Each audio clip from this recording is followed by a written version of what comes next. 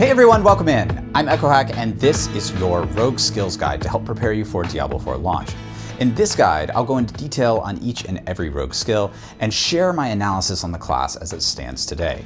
You'll see these helpful skill cards throughout the video, so if you're unfamiliar with the skill, then you can read its effects right here. Even better, we can make comparisons with previous versions of the game since myself and other MAXROLL creators were able to play a significant amount of time back in December's press preview beta. So you'll see a few comparisons scattered throughout the video here and there from these early skill card prototypes. Rogue is Blizzard's best designed class for Diablo 4 because it embodies Blizzard's key design philosophy of easy to learn, difficult to master. The class moves fluidly, attacks quickly, and defends with grace. It is both a beginner-friendly class, similar to Sorcerer, but it also has extreme depth because of the stutter step micro and combination attacks that are more valuable for the class. More than any other class, Rogue can take advantage of positioning and even has several skills that benefit from attacking enemies from behind or allowing you to stay on the edge of your maximum range in order to avoid the maximum damage possible. It's important to remember that skills are just the blueprint or the foundational layer of a class's capability, and you won't really see the Rogue's true power until you gain a significant amount of legendary aspects later in the leveling stages of the game. All that said, let's jump right into our basic skills. Puncture is Rogue's best overall basic skill. It deals good damage, slows enemies, generates resource, and the fundamental upgrade can give you incredible utility by applying a guaranteed source of vulnerability. This makes it especially useful for boss encounters and difficult elite monsters. The kit this skill gives you is actually insane, and it can fit in nearly any rogue build. The only drawback is that this skill requires a good degree of player control, and positioning your character becomes critical to use it optimally without taking too much damage. If you're a newer player, look more at Forceful Arrow or Heartseeker to keep you safe in dealing damage at a distance. But as you become more familiar with the game, you may want to look into using Puncture for a higher skill capability with far more capability. Heartseeker is a ranged attack that seeks out an enemy, allowing you to always hit an enemy even around corners or in frantic situations. For a basic skill, it actually does decent damage, and the fundamental upgrade makes the ability useful for any ranged rogue build, even into the late endgame. Critical strike chance is always a valuable stat for the increased damage, and Rogue excels at both enabling crits and using crits to trigger other effects. Forceful Arrow is my favorite rogue basic skill because it controls the battlefield with its unique knockback mechanic. The fundamental upgrade here is far more powerful with this mechanic, which not only keeps you safe, but also triggers important status effects like the Umbral. Knockback is a rare status among any skill for any class, and Rogue gets it for free on a basic skill, which is pretty incredible. Not only that, it has a guaranteed source of vulnerable and increased critical strike chance, making this a top tier basic skill. Blade Shift is an underwhelming basic skill that doesn't do too much for the Rogue. While in theory free movement and daze are good effects to apply to enemies, the Rogue is able to get these effects from many other sources in their builds, so having it on a basic skill is redundant. The damage is also underwhelming for a melee range skill, and this skill puts the Rogue into harm's way far more than the ranged basic skills. I'd avoid Blade Shift for now. Hopefully we'll see melee rogue become more viable in the future, but right now it doesn't really appear that way. Invigorating Strike tries to make the rogue better at energy regeneration, but this can be achieved much better with legendary aspects on your rings or through the rogue's unique class mechanic. Even worse, this is a melee skill, and it's underpowered from a damage perspective too for the danger that you're putting your character into, making this skill overall extremely underwhelming. You might be able to get some use out of this skill during early leveling for the energy regeneration properties, but overall you're just better picking off one of the ranged basic skills instead. Next we head down into the core skills for the Rogue, which includes some of Rogue's big damage dealers. First up is Barrage, which overall is a mediocre ranged skill.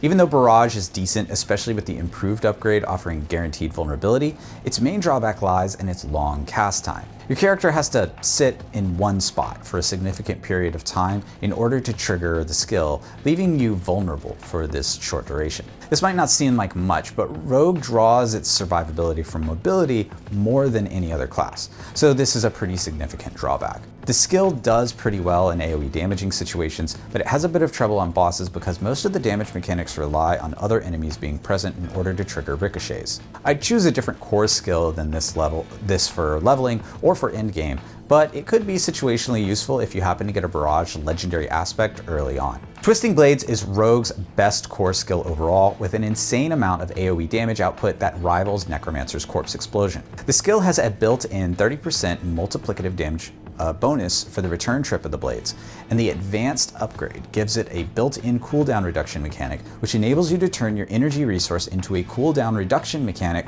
by simply using your main damage skill over and over again. This is an insane kit, and it's my personal choice for leveling Rogue and for a potential best endgame build. The main drawback here is that Twisting Blades is kind of hard to use. You have to stab your enemy and then retreat in order for it to have a maximum effect on the enemies around you. It's very important to combo this skill with other instantaneous movement skills like Shadow Step or Dash in order to optimize your damage. Now that said, if you're a more casual player or you're brand new to Diablo games, this skill might be above your skill level for a while until you learn some of the main mechanics of how an ARPG works, so only select this skill if you're really looking to push your Rogue to the absolute limits. Flurry is basically a melee version of Barrage, and it's fairly underwhelming except for the enhancement, which gives the skill some hope of being more than just a mediocre damage ability. Healing for a percentage of your maximum life is a fairly rare mechanic in the class skill trees, so there's some potential here. Still, this skill requires that your character sits in one place for an extended period of time to complete the animation, making you extremely vulnerable to fast enemies, getting in stuns or other damage, so there's some increased risk. The guaranteed stun on the advanced upgrade is promising as well if you can find a reliable source of evade beyond just your built-in spacebar evade. I'd consider Flurry for a mid-game or end-game build if you can find the right legendary aspects for it, but otherwise there are better choices available to you as a Rogue. Penetrating Shot is the cream of the crop of ranged Rogue skills, and it does an insane 98% damage with a simple right-click skill. With a built-in 20% multiplicative modifier and a slow and a knockdown on the advanced upgrade, Penetrating Shot is my choice for any ranged Rogue build. Penetrating Shot also has one of Rogue's best legendary aspects, making it an excellent choice for leveling and endgame builds alike. It performs well in AoE and single target damage situations, and it's one of the best performing skills with imbuements later on in the skill tree. Whether you're playing Rogue for the first time or you're a seasoned expert, picking up this skill as your damaging skill of choice allows you to demolish everything in your path. Rogue's core skill tree also has 3 passive skills, including Stutter Step, Sturdy, and Siphoning Strikes. In general, these passives aren't too valuable early on in the leveling process and should be skipped for putting more points into your primary damaging core skill. Siphoning Strikes could become a great passive for melee-focused builds, but only as you really reach endgame and start filling out your skill tree. Healing for a percentage base of maximum life is a fairly rare mechanic in Diablo 4, and there's some strong sustained potential with this passive. Now we head down to the agility tree. In other classes, this is called the defensive tree, and for the Rogue, this is more or less the same idea, and the name agility is just a bit of class flavor. Shadow Step is Rogue's best movement skill, and potentially is the best movement skill in the whole game. It offers you Unstoppable, an instant teleport, 50% movement speed, critical strike chance, and 2 viable upgrades between Methodical and Disciplined. On top of all of that, it actually does damage to enemies too, with a 100% lucky hit chance.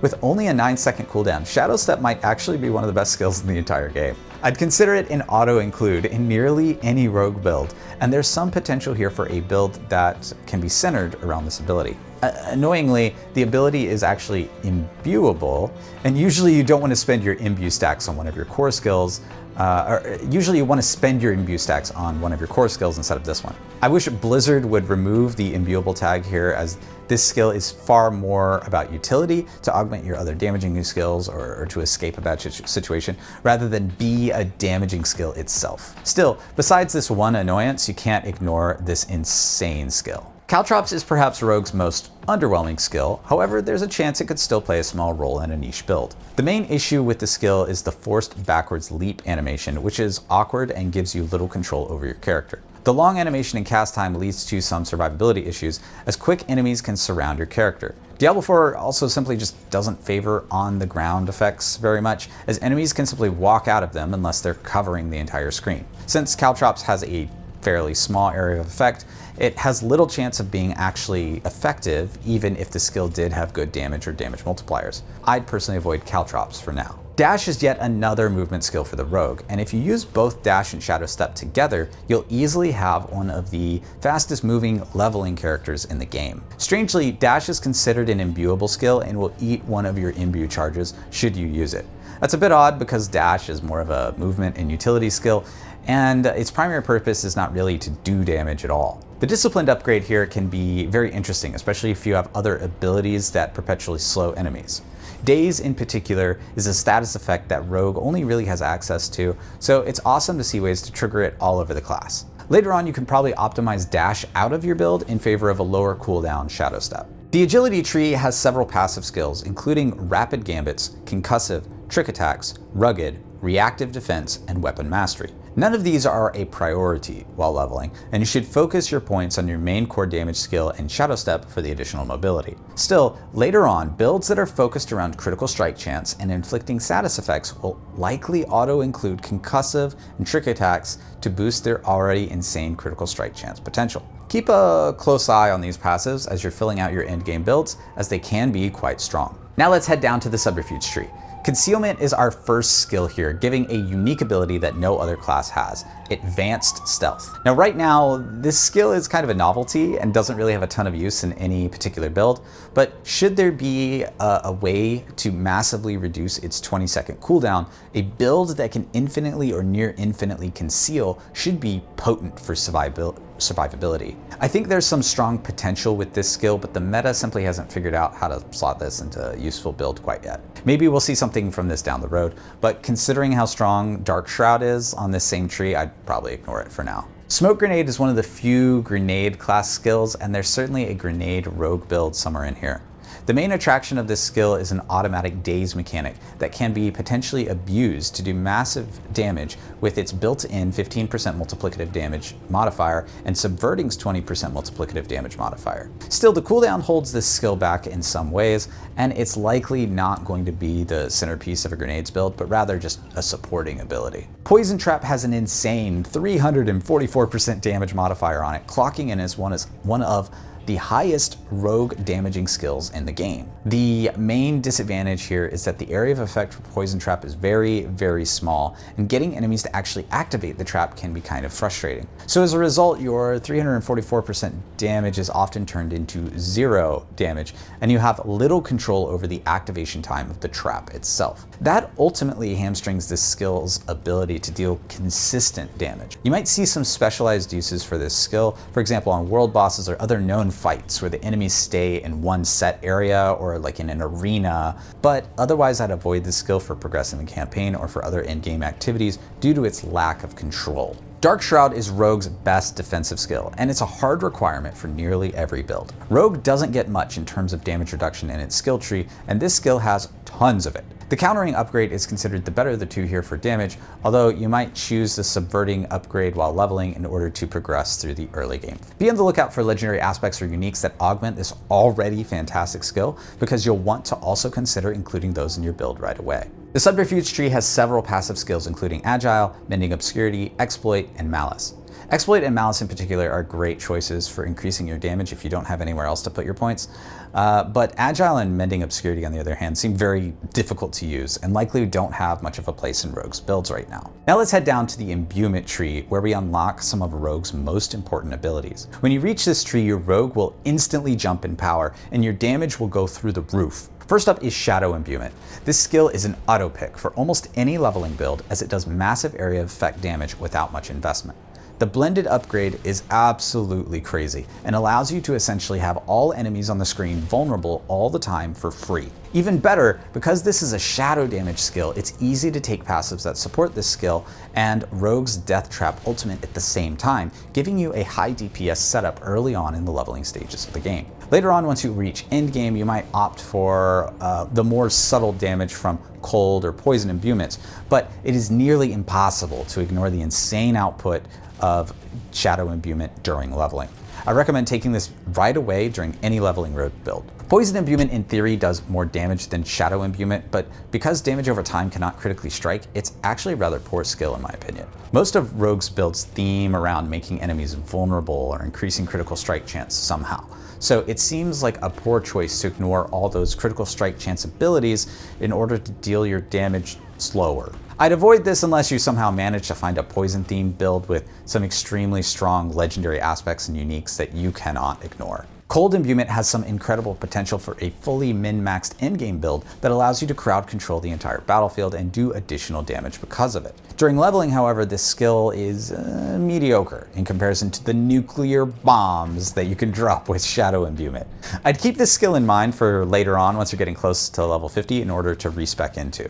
I'd also keep a close eye on the legendary aspect, the MAXROLL, as a build that's focused on applying crowd control has strong potential for infinite resource capabilities. Overall, I'd keep an eye on this one, as its true potential will become unlocked once you reach endgame and have a bit more kit to use. The Imbuements tree has several passives that you'll want to pay attention to. In fact, Blizzard removed a few passives that were auto-includes from the Rogue skill tree from the press preview beta entirely. I'll show a few of those here. The revamped tree includes Shadow Crash, Consuming Shadows, Frigid Finesse, Chilling Weight, Precision Imbuement, Deadly Venom, Alchemical Advantage, and Debilitating Toxins. These are subdivided into 3 mini passive trees that support each elemental imbuement type respectively, so it's pretty obvious, for example, if you take Shadow Imbuement, that you'll want to take Shadow Crash and Consuming Shadows. These supporting passives are typically worth your investment, and you'll want to strongly consider dropping a few points here. Now we head down to the ultimate tree.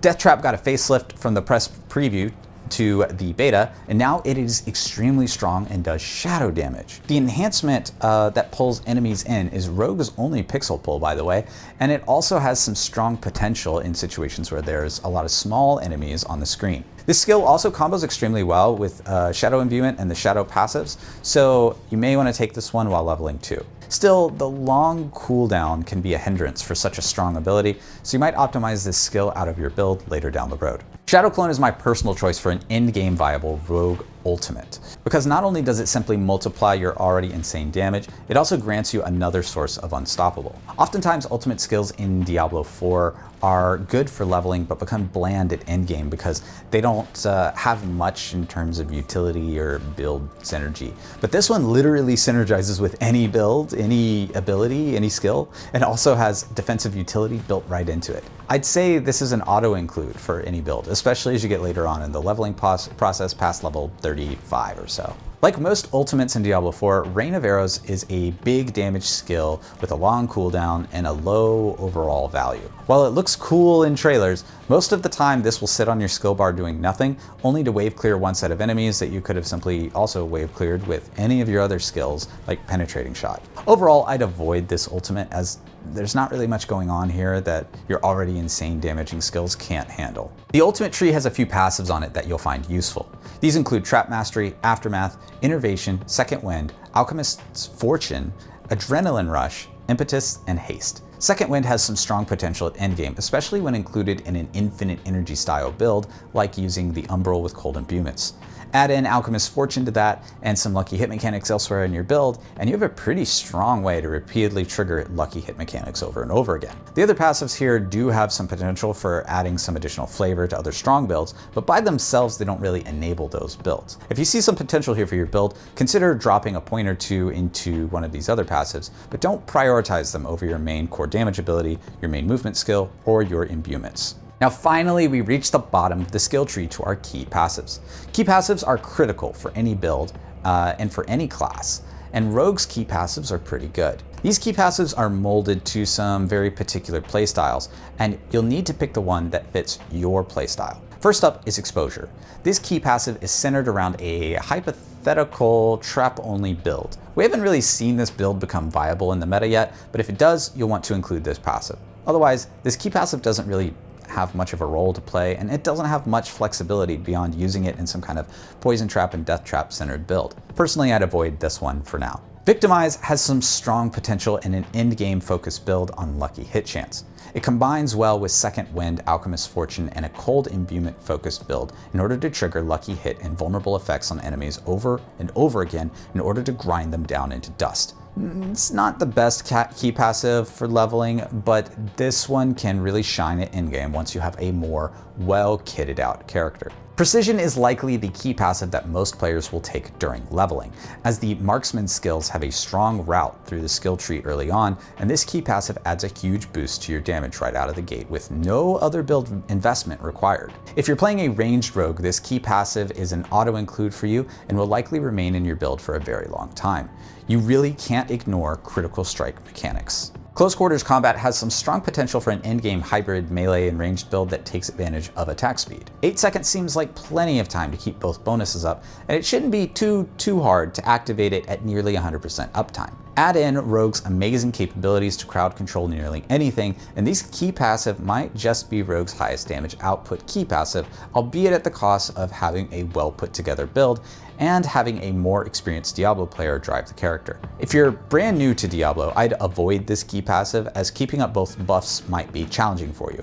But any veteran player who knows what focus and restraint are definitely knows how to play with this key passive. Momentum is somewhat underwhelming, except for its 20% built-in damage reduction. We don't really know how impactful damage will be at endgame yet, but if you need some extreme amount of damage reduction in order to survive and progress at endgame, this could be a very important key passive to include and to have a cutthroat only style build. Still, there seems to be no potential here for any sort of leveling build or an early endgame build. Personally, I'd avoid this until much later on when you're pushing endgame activities like Nightmare Dungeons, and you need to strongly respec and reconsider your build in order to progress further. Thanks for watching. If detailed information like this interests you, then please subscribe. Let me know down in the comments what your favorite rogue skills are and what build that you're thinking of putting together. I'll see you in the next one. Peace!